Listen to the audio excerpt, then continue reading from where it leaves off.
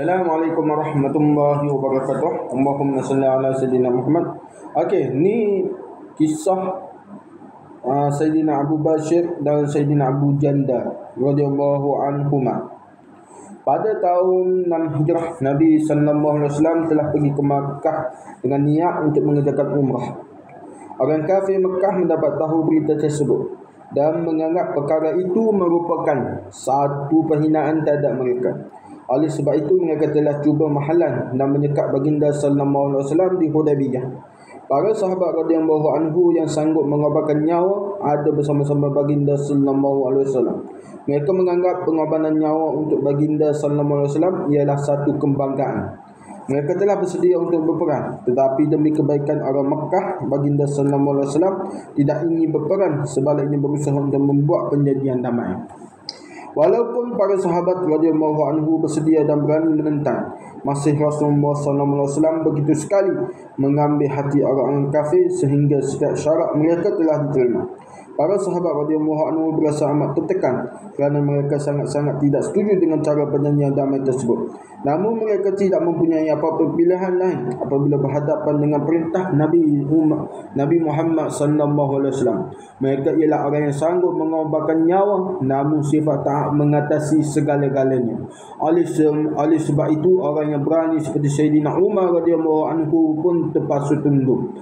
Antara syarat yang telah ditetapkan dalam perjanjian tersebut ialah sekiranya ada orang kafir yang memeluk Islam dan berhijrah ke Madinah, maka orang Islam mesti menghantarnya kembali ke Makkah.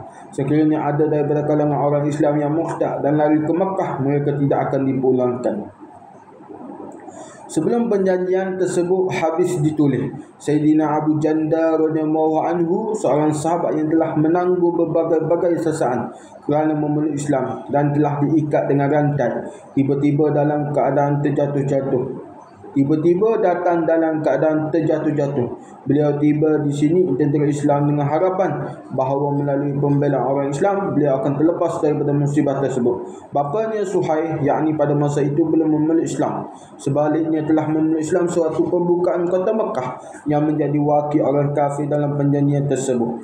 Telah menempelkan anaknya dan berkeras ingin membawanya pulang.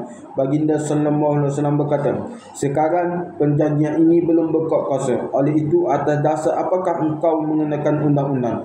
Walau bagaimanapun dia tetap berkeras. Kemudian Rasulullah sallallahu alaihi wasallam bersabda, "Serahkanlah orang ini kepadaku semata-mata kerana permintaanku."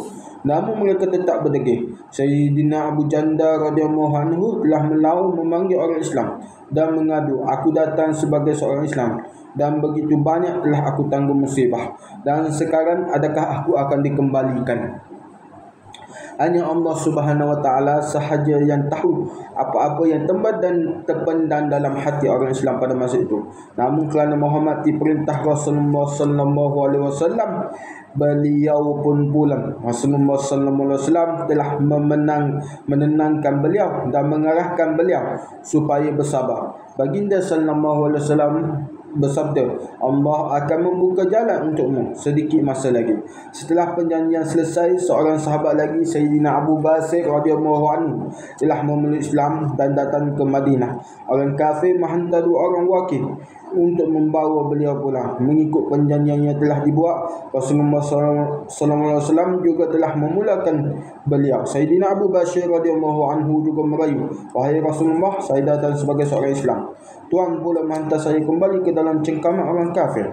Rasulullah sallallahu alaihi wasallam menyuruh beliau supaya bersabar dan bersabda, "Allah Subhanahu wa taala akan membuka jalan untukmu sedikit masa lagi." Sahabat ini pun pulang bersama 2 kafir tersebut. Dalam perjalanan beliau telah berkata kepada salah seorang daripada mereka, "Wah, nampaknya pada engkau sungguh cantik." Biasanya orang yang bongkar akan berbangga dengan pujian sedikit.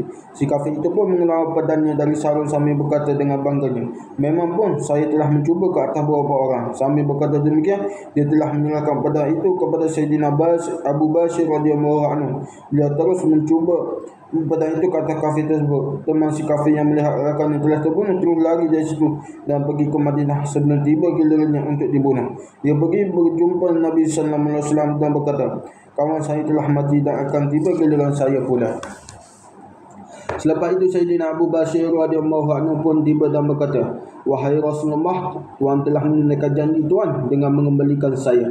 Saya sendiri tidak ada apa-apa janji yang mesti ditunaikan, sedangkan mereka menghalang saya daripada agama saya. Oleh sebab itu, saya telah melakukan perkara ini. Nabi SAW bersabda, ini adalah penyemarak perang. Alangkah baiknya jika ada sesiapa yang dapat menolong dan membantunya. Melalui kata-kata Nabi SAW tersebut, Sayyidina Abu Basir radhiyallahu anhu dapat memahami bahawa pada masa itu pun sekiranya ada orang kafir datang menuntut beliau, maka beliau akan diserahkan kepada orang-orang itu. Oleh sebab itu, beliau telah bertolak dari situ dan pergi ke satu tempat di tepi pantai. Orang Mekah telah dapat mengetahui hal tersebut, maka Sayyidina Abu Jandal radhiyallahu anhu yang kisahnya telah diceritakan sebelum ini pun datang ke sana secara sembunyi. Sebab itu, sesiapa sahaja yang memeluk Islam telah pergi ke sana dan menyertai mereka. Dalam beberapa hari sahaja telah terbentuk satu jemaah yang kecil. Hanya Allah SWT yang mengetahui apakah yang berlaku kepada mereka di padang pasir yang tidak mempunyai penduduk, kebun dan apa-apa. Kemudahan makanan. Walau bagaimanapun sahabat-sahabat itu telah menyekap perjalanan para penzalim yang telah menyebabkan mereka lari dari Mekah. Mereka telah melawan dan berperang dengan kafilah-kafilah yang lalu di sana, hingga kan orang kafir telah menghantar utusan berjumpa Nabi SAW kerana mereka tertangkap. Utusan itu datang merayu dengan penuh rendah diri kepada Nabi agar baginda SAW memanggil Sayyidina Abu Basir radhiyallahu anhu serta jemaahnya ke sisi baginda SAW demi kerana Allah dan demi persaudaraan Makkah dengan Nabi SAW.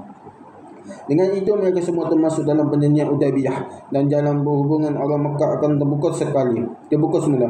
Ditulis apabila surat keizinan Nabi SAW tiba kepada mereka. Pada masa itu Sayyidina Abu Basir radhiyallahu anhu sedang mengalami sakit tenat. Beliau meninggal dunia dengan surat keizinan Nabi SAW berada di tangannya.